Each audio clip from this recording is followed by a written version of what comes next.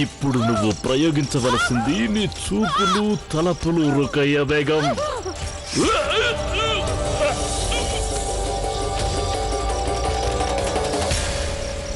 రుకయ్య బేగం ఒంటరి వారని ఎలా అనుకున్నావురా నీచుడా? నీకిక తెలుస్తుంది. అంతఃపుర స్త్రీలని వక్ర దృష్టితో చూస్తే ఏమవుతుందో తెలుస్తుంది నీకు.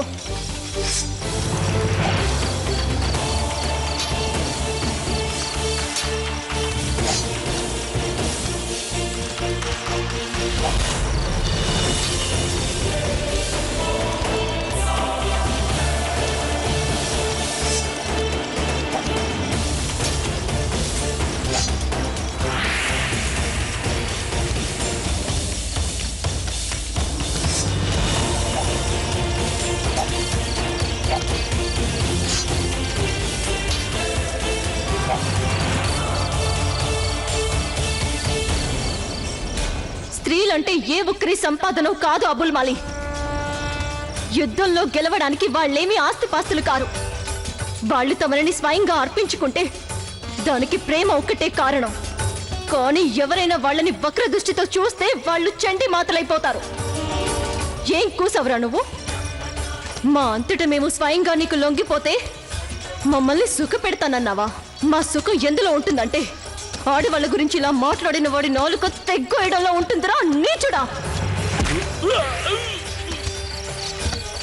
స్త్రీలు కేవలం ప్రేమ ఉంటేనే ఎవరికైనా దక్కుతారు అబుల్ మాలి.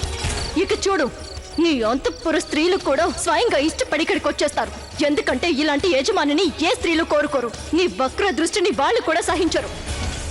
నువ్వు కేవలం షహిన్షా గారి బావైనందుకే ఇప్పటి వరకు నేను నిన్ను క్షమించాను. కానీ ఇప్పుడు నీకు శిక్ష విధించడం అత్యంత ముఖ్యమైన పని.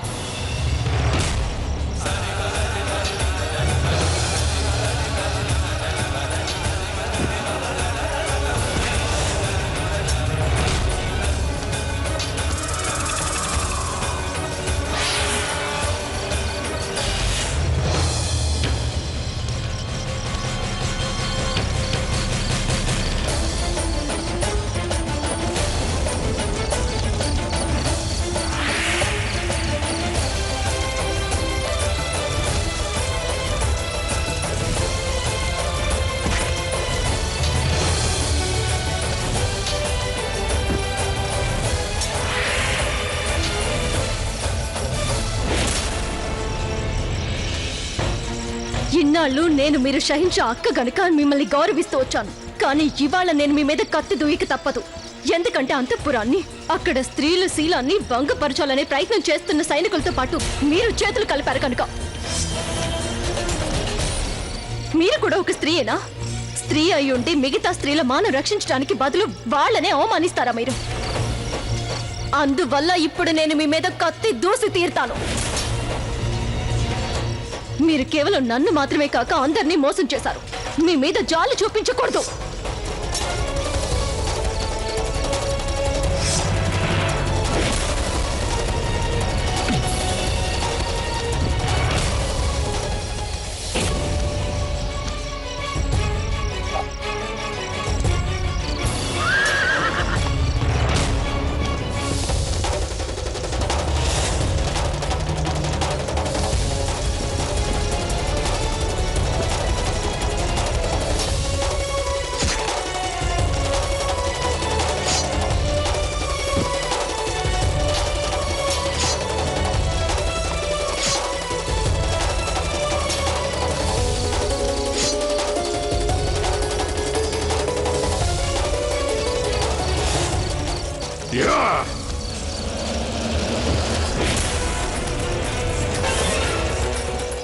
పట్టుకోండి తనని, తను తప్పించుకొని పారిపోతుంది.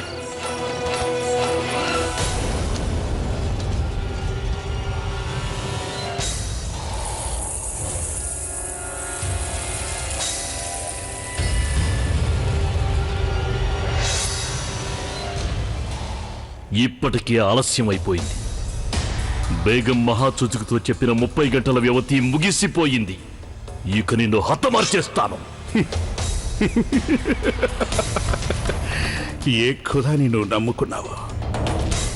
ఆయనే మమ్మల్ని కాపాడతాడు. జలాల్, నేను నిన్ను నిర్బంధించిన మరుక్షణమే నీ ప్రాణాలు తీసి ఉండవలసింది. కానీ ఇప్పటికి కూడా మించిపోయింది లేదు.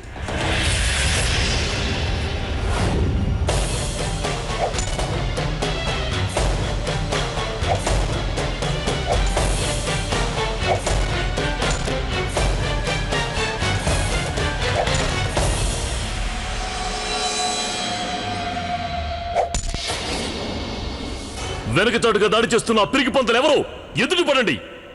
ఇది పచ్చి మోసం. మోసం చేయడం అనేది రాజపుత్ర వంశస్థులకి చేతకాని పని. నువ్వు నన్ను చూడలేకపోవడం వేరే సంగతి. వంచన ఇది. వంచనతో షెహన్షాని నిర్బంధించిన వాడి నోటి వెంబడి ఇలాంటి మాటలు రాకూడదు. ఆ వ్యక్తికి వంచన మాత్రమే తెలుసు. కదిలే ప్రయత్నం చేయకు, లేదంటే ఇప్పుడు వదిలే బాణం నీ గుండెల్ని చీల్చేస్తుంది.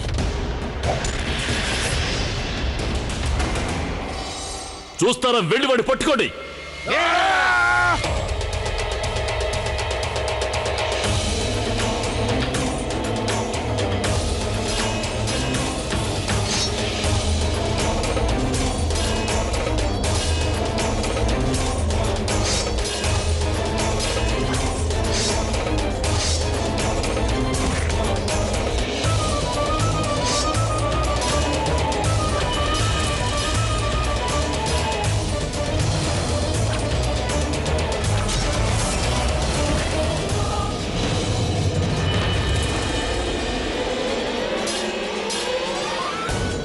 వాడిని వెంటాడండి. అబుల్ మాలిని పట్టుకోండి. వాడు మళ్ళీ పారిపోకూడదు. సైనికులారా, అబుల్ మాలిని పట్టుకోండి. ఈ లోపల నేను షెహన్షా గారిని విడిపిస్తాను.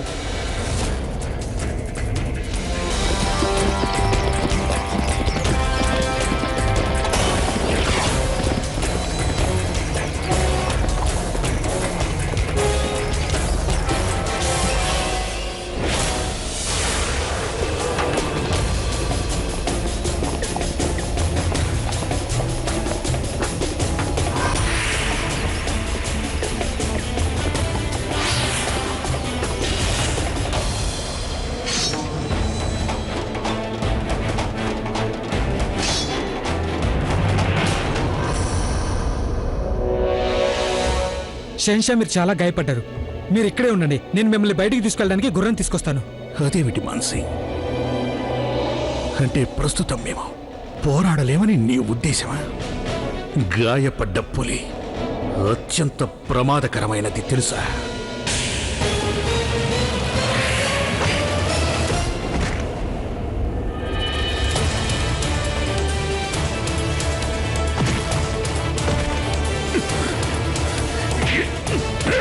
షెహన్షా!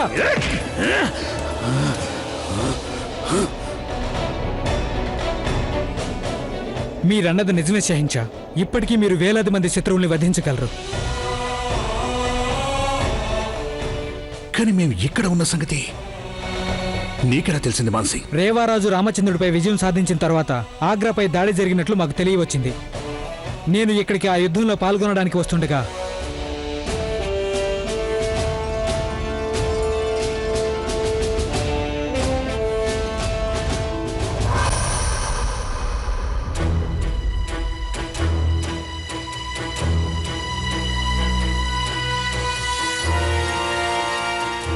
ముందుకు సాగండి.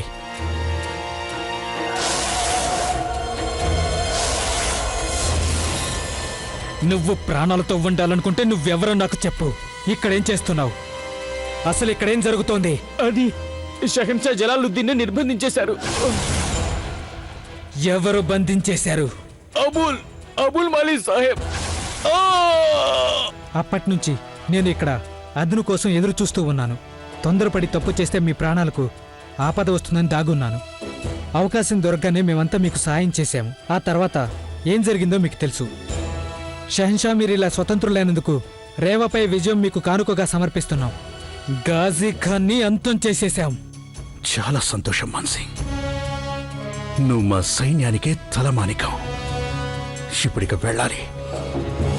వెళ్ళి ముందు ఆ అబుల్ మాలిని పట్టుకోవాలి. మాకు చేసిన ద్రోహానికి వాడికి తగిన బుద్ధి చెప్పాలి.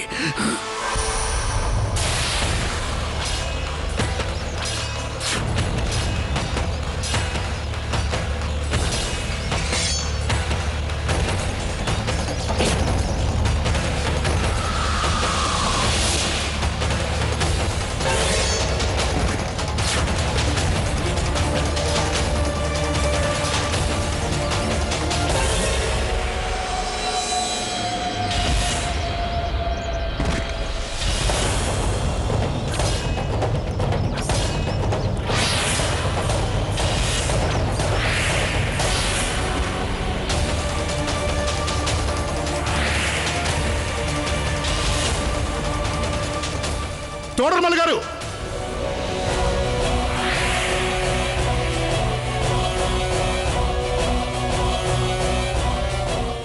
అబుల్ మాలే,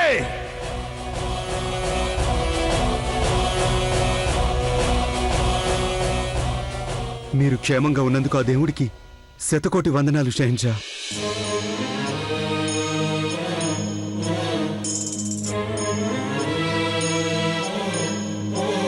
మీ వంటి మిత్రుడు మాకు తోడుగా ఉండగా, అలాగే మాన్ సింగ్ వంటి సేనాధిపతి ఉండగా మమ్మల్ని ఎవరేం చేయగలరు తోడర్మల్ గారు?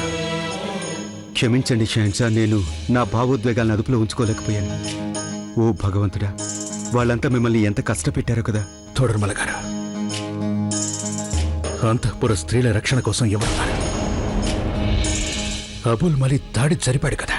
దయచేసి క్షమించండి షహన్షా, నేను రావడానికి ఇష్టపడలేదు కానీ నన్ను బలవంతంగా పంపించేశారు.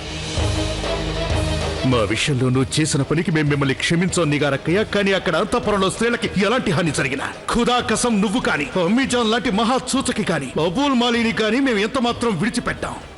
ప్రస్తుతం వాళ్ళు ఒంటరిగా ఉన్నారు. మనం వెంటనే వెళ్ళాలి. పదండి. ఈరోజు ప్రశ్న: బక్షి భర్త ఎవరిని విపరీతంగా కాంక్షించాడు? ఏ జోదా బేగం, బి సలీమా బేగం.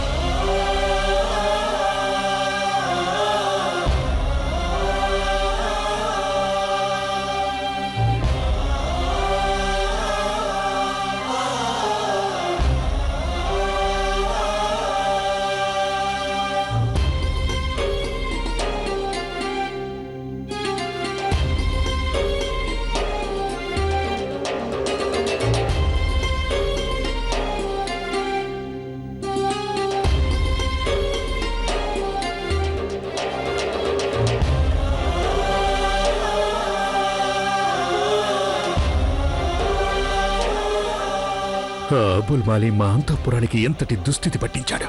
స్త్రీలు కదా అని కూడా లెక్క చేయలేదు. ఇంతకీ మా అమ్మీజాన్, మా బేగములు క్షేమంగానే ఉన్నారు కదా?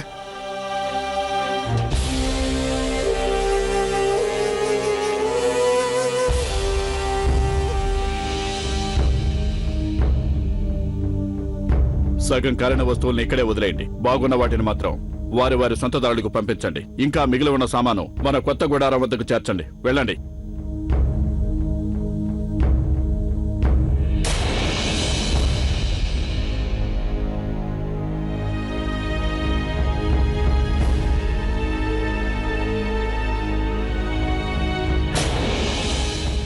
మీకు తీవ్రమైన గాయాలు తగిలాయి. రాజవైద్యుడిని పిలిపిస్తాను. భారుమల్లి గారు, మీరా? శుక్రియా. ఖుదా దయ వల్ల మీరు క్షేమంగా ఉన్నారు హుజూర్.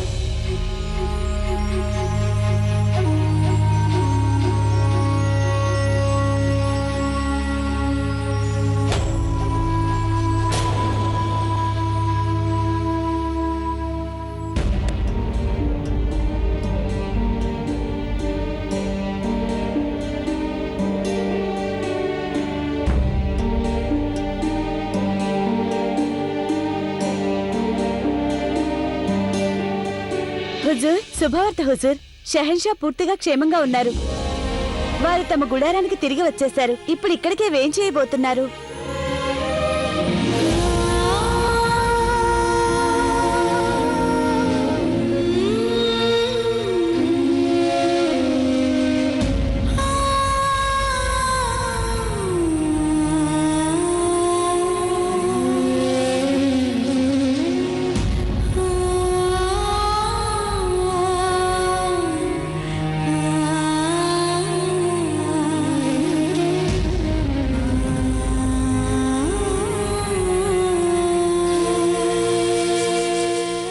దేవుడు నా ప్రార్థనలు తప్పక మన్నిస్తాడని నా నమ్మకం. షహన్షా తిరిగి వస్తారన్న నా నమ్మకం నిజమైంది. తనకి కలగబోయే సంతానం కోసమైనా వారు తిరిగి రావాల్సిందే. మేమంతా ధైర్యాన్ని కోల్పోయాము, కానీ జోధా మనసు మాత్రం ఒప్పుకోలేదు. ఖుదా దయ వల్ల నువ్వు వచ్చేసావు. మేము తిరిగి రాకుండా ఎలా ఉంటాం అమ్మీజాన్? మేము మీ అందరికీ వాగ్దానం చేశాం కదా, అది నెరవేర్చేందుకు తిరిగి రావాల్సిందేగా. షహన్షా, ఇప్పటికి మీరు విశ్రాంతి తీసుకోవడం ముఖ్యం. మీ గాయాలకు చికిత్స చేయించడం అంతకంటే ముఖ్యం. నిజం చెప్పాలంటే మనందరం ఒకే విధమైన స్థితిలో ఉన్నాం. అయినా ఆ అల్లా దయ వల్ల మీరంతా క్షేమంగా ఉన్నందుకు చాలా సంతోషంగా ఉంది. అవును షెహన్షా, మేమంతా ఇలా క్షేమంగా ఉన్నామంటే మా వెంట ఒక రాజపుత్ర బేగం ఉన్నందువల్లే. నిజానికి మీరు జోదా బేగంకి కృతజ్ఞతలు చెప్పాలి. ఇప్పుడు ఆవిడ కారణంగానే మేమందరం ఇలా క్షేమంగా ఉన్నాం. అసలు మేమంతా విషం తాగేయాలని నిర్ణయించుకున్నాం. మీకు ఏదో అయిపోయిందని మేము నమ్మాం. కానీ ఒక జోదా బేగం మాత్రం ధైర్యాన్ని కోల్పోలేదు. ఆవిడ మా అందరికీ ధైర్యం చెప్పారు, మమ్మల్ని ఓదార్చారు. నిజంగానే ఆడ పులి ఈ జోదా బేగం. ఇవాళ తొలిసారిగా వారి వల్ల ఆడదే కనుక కాదన్నట్లయితే ఏ ఒక్కరూ తన్ని సొంతం చేసుకోలేరని మాకు అర్థమైంది. వీరే మాకు ఆశ చూపించి మాకు ధైర్యాన్ని నూరిపోశారు. ఆవిడ మమ్మల్ని శత్రువులు ఎదుర్కోమని సలహా ఇచ్చారు, మమ్మల్ని అందుకు సిద్ధం చేశారు. ఖుదా కసం, ఇవాళ నేను తొలిసారిగా అంటే ఈ రుకయ్య బేగం ఈ రాజపుత్ర బేగంకి, ఈ రాజపుత్ర సాహసానికి, ఈ రాజపుత్ర ధైర్యానికి సలాం చేస్తోంది.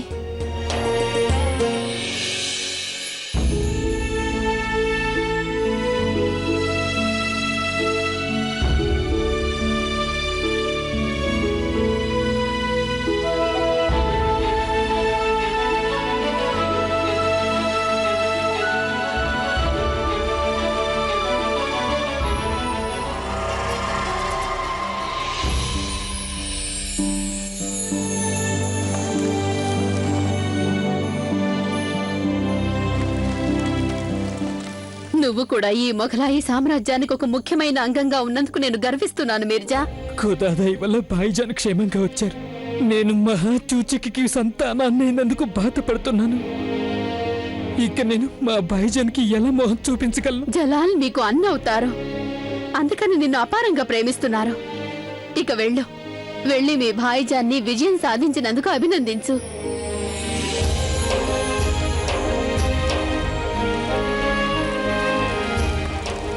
నేను బాధపడుతున్నాను బేగం మహాచూచికి సంతానాన్నైనందుకు. కానీ నిన్ను చూస్తే మాకు గర్వంగా ఉంది మిర్జా. మీకు విజయాభినందనలు షెహన్షా.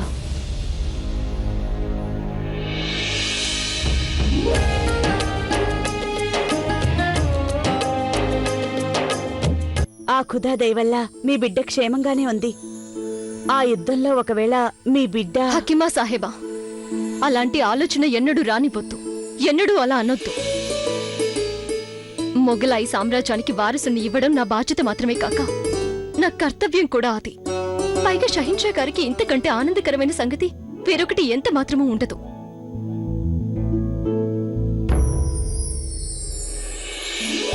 ఏమిటో ఆనందకరం అంటున్నారు? ఏమిటి జోధ? వారు ఆరోగ్యంగానే ఉన్నారు. మీకింతకన్నా ఆనందం వేరే ఏముంటుంది షెహన్షా?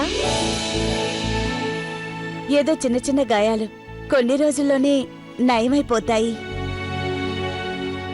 సెలవిప్పించండి షెహన్షా. ఆదాబ్.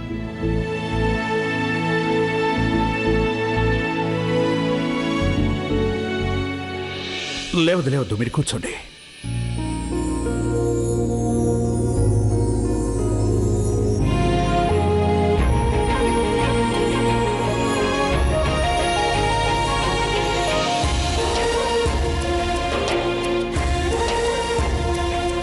ఈరోజు ప్రశ్న: బక్షి భర్త ఎవరిని విపరీతంగా కాంక్షించాడు? ఏ జోదా బేగం, బి సలీమా బేగం.